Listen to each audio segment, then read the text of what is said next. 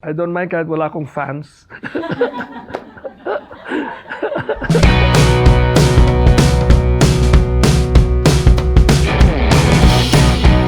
Hi, I'm Jose Marie Chan and I'm here sa Click the City, Decoding the Lyrics. I remember the first time I ever sang in public was a disaster. I was 9 years old. I sang in a show called Children's Hour over DYRI AM radio in Iloilo City. And the hall was filled with children who were there to read poetry, play the piano. I was there to sing. And the song that I chose was Granada. Granada, I've fallen under your spell. My first lesson in life, never sing a song whose lyrics you don't understand. So I was 9 years old, and in the middle of the song, I suddenly froze. I couldn't remember the rest of the lyrics. And so for about 5 seconds, people who were listening on the radio thought that, baka there was a brownout. And then finally, the host said, "Okay, thank you very much, Toto Chan. Here's your popsicle." I didn't feel like I deserved that popsicle, but anyway, I thought that that was the end of my brief singing career. So after that, I regained my self-confidence. I began to sing in school programs. Songs like, "Remember when, doo-doo, doo-doo." I was my own backup singer. And then I was singing Elvis Presley song, "Oh, baby, let me be your loving teddy bear." And then when I was about 12 or 13 years old, suddenly I felt that it wasn't enough singing other people's songs. I began to compose my own songs. So I found it fascinating, challenging, and interesting. So that was it. I started to write many songs. However, looking back now, many of those songs that I wrote in the early stage of my career, they would sound derivative of the popular songs at the time. So they never saw the day, and they never left the scratch paper that they were written on. Then in high school, I joined a band. It was fun, but college was even more fun because I came to Manila, I went to the Ateneo, I took up my college degree there, and I joined the band, and all of a sudden, I was fascinated. There's so many pretty girls. There were more pretty girls than in Iloilo. So that encouraged me more to write songs. And every time I met a pretty girl, I would say, "You're so pretty, I want to write a song for you," okay? "Jeannie, you're the girl of dreams come true." And then when she turned me down, I used it again. That's called recycling. "Peachy, you're the girl of many dreams." Yeah. Until in 1965, ABS-CBN got me to host a TV show called 19ers. You were not born yet, I bet. 1965, 66. It was a show featuring bands like Electromaniacs, Tilt Down Men of Tito Soto. I was the host. "Get around, 19ers, come around, 19ers." And I was able to sing my original songs in that show. And all of a sudden, 2 or 3 recording companies approached me and asked if I would be interested to record an original song for them. I decided to pick JPL, Sunny Lozano, and we released the song Afterglow. The year was 1967. That was my first ever recording, Afterglow, and it became a minor hit.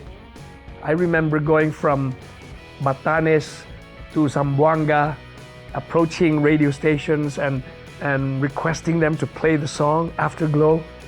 And they listened to it and they said, okay, we'll think about it.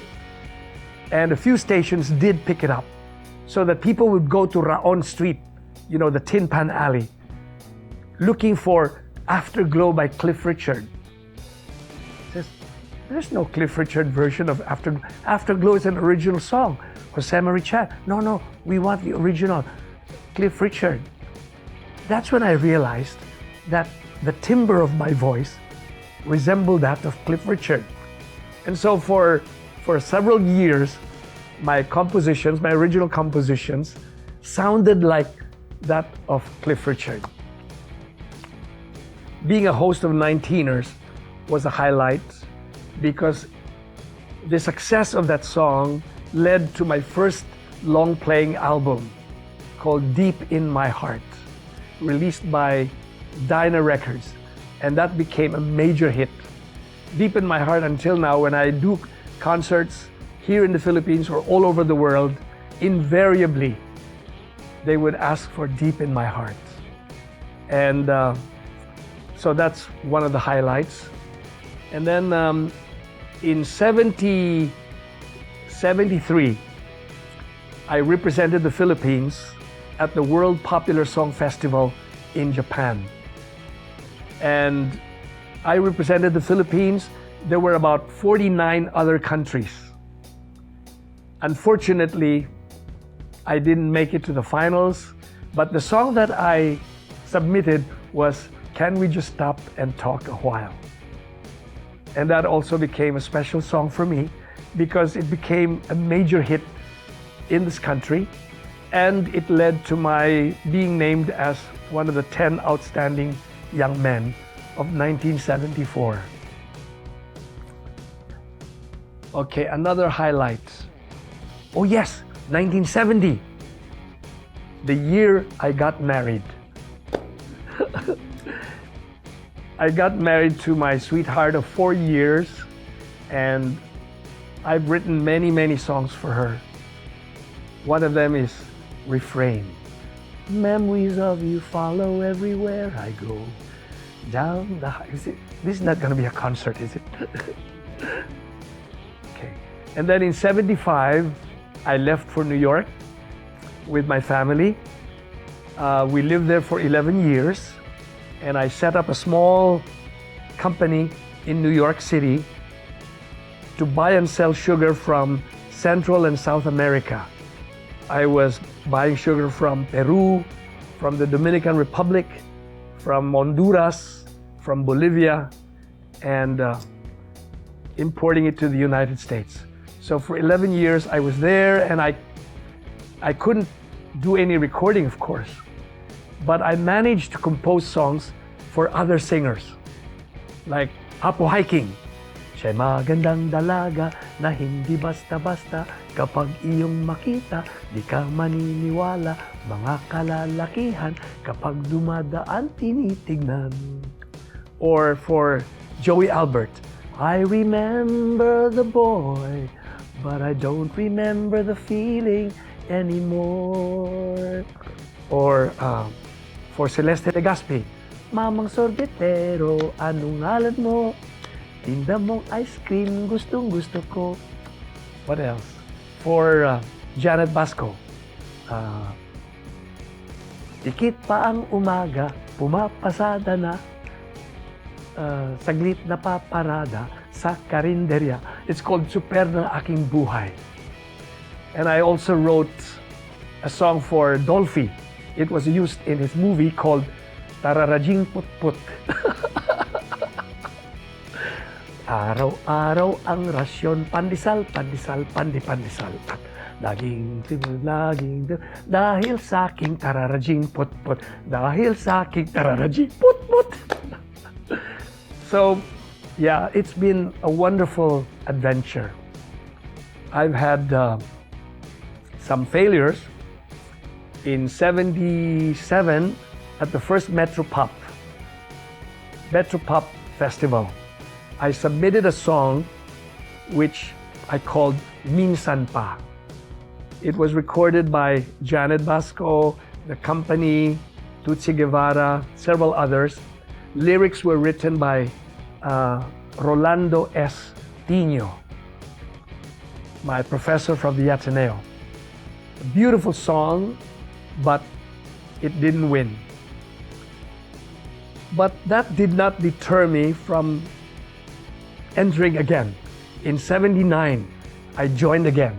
This time with an I felt even more beautiful melody. And I asked Jimmy Santiago to write the lyrics to Hahanapin ko ang awit at ang tinig mo pag nalayo sa'yo. Anthony Costello did a recording of it. He represented me in that festival. Unfortunately, again, the song didn't make it to any of the 3 grand prizes. But the vindication, as I was telling Bea earlier, is that until now, the song is sung in contests, and Lea Salonga has a beautiful version of that song, Hahanapin Ko. Look it up on YouTube. That was in '79. Where are we now? '85. When was the revolution? '86? After the revolution, we came back to the Philippines because once again, the sugar industry has been freed by President Cory Aquino. It has returned to private sector, and so we were very happy to come back.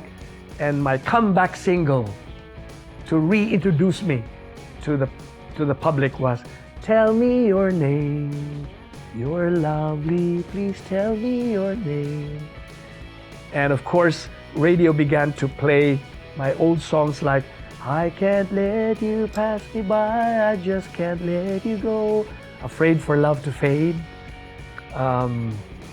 We're All Just Merely Passing Through, Doing What We Can Do in Our Lifetime, A Love to Last a Lifetime," and many others. And so then in 1989, we had to come up with an album of all originals, no revivals. And so "Constant Change" was the title of that album.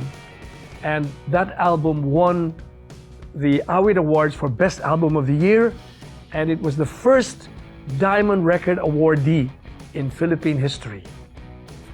It had songs like "Please Be Careful with My Heart," "Beautiful Girl," "Can't We Start Over Again," "My Girl, My Woman, My Friend," "I Have Fallen in Love with the Same Woman 3 Times," "Sing Me Your Song Again, Daddy." So that was another landmark for me. 1979.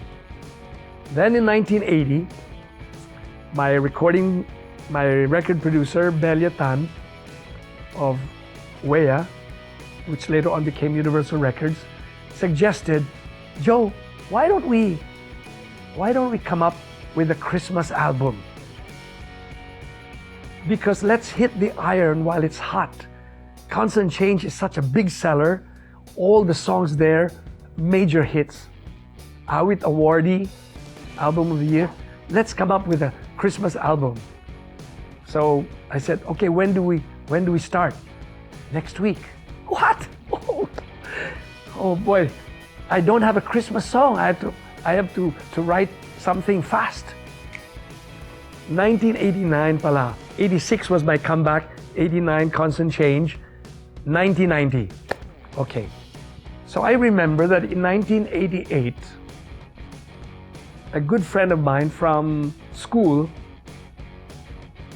telephoned me and asked if I could set a poem that she wrote to music.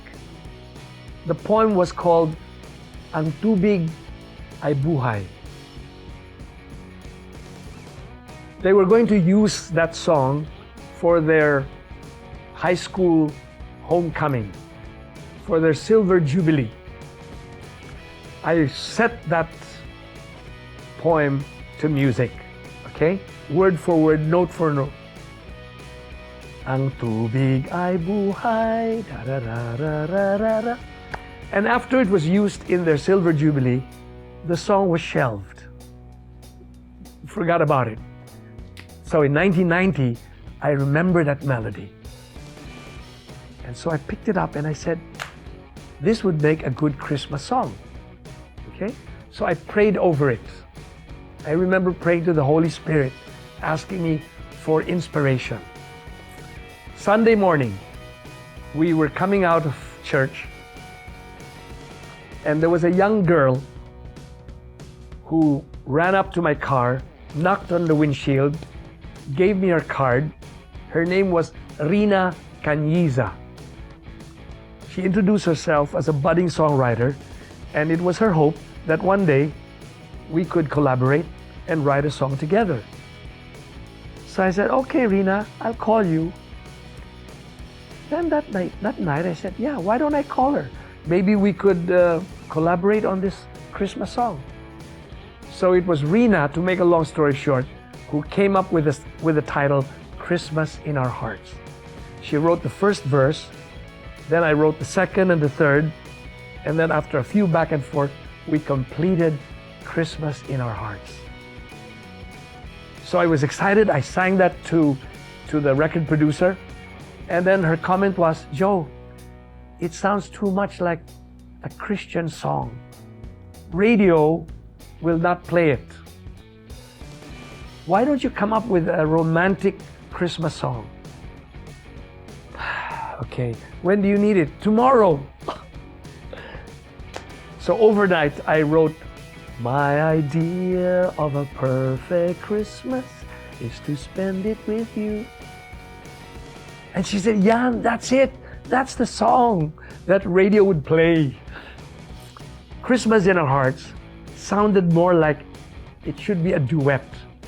So I thought of Lea Salonga, who incidentally is my goddaughter at her wedding. But this was before she got married. So I called up Lea Salonga and I sent her a cassette. Have you guys heard of cassette? I sent her a cassette of the song Christmas in Our Hearts, and she liked it. However, her recording company would not allow her to record for a competing label. So who's next? I thought of Monique Wilson, who was her understudy in Miss Saigon.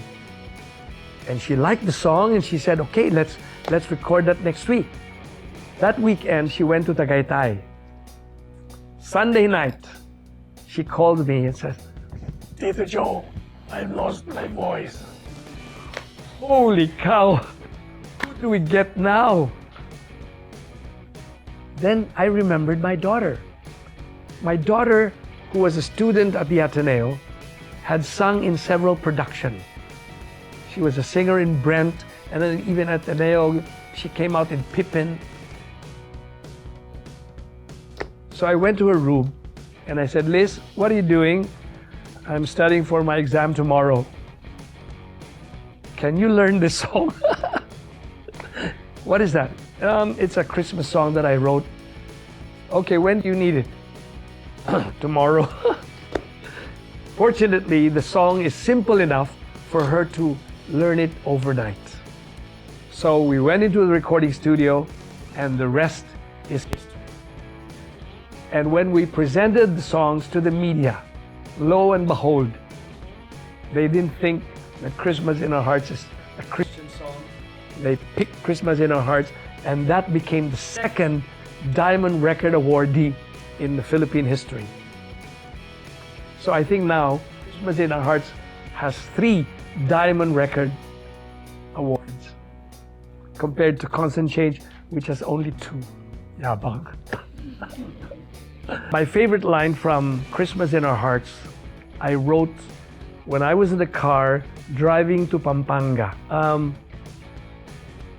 Let love, like that starlight on that first Christmas morn, lead us back to the manger where Christ the child was born. That's my favorite line. I first wrote Please Be Careful With My Heart as a solo song for an artist named Jam Morales. The year was 1983. I was still living in the United States at that time. I wrote that for her, and it didn't really make a big dent in the market. It was okay. But then in 1989, when we were doing Constant Change, I wanted to turn that into a duet.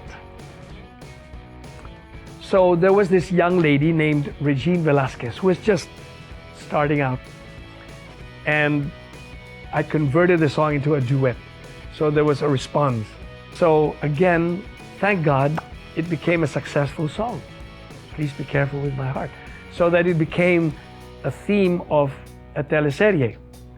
And 2 years later, ABS-CBN called me and asked if they could use another song of mine for another teleserie called A Love to Last, for my song A Love to Last a Lifetime.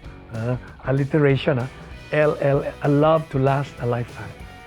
And they told me that it was going to star Bea Alonso.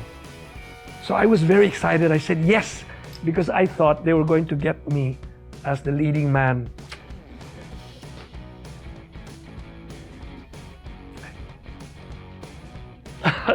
Joke lang. I was willing to play even the lolo to Bea Alonso, whom I've never met.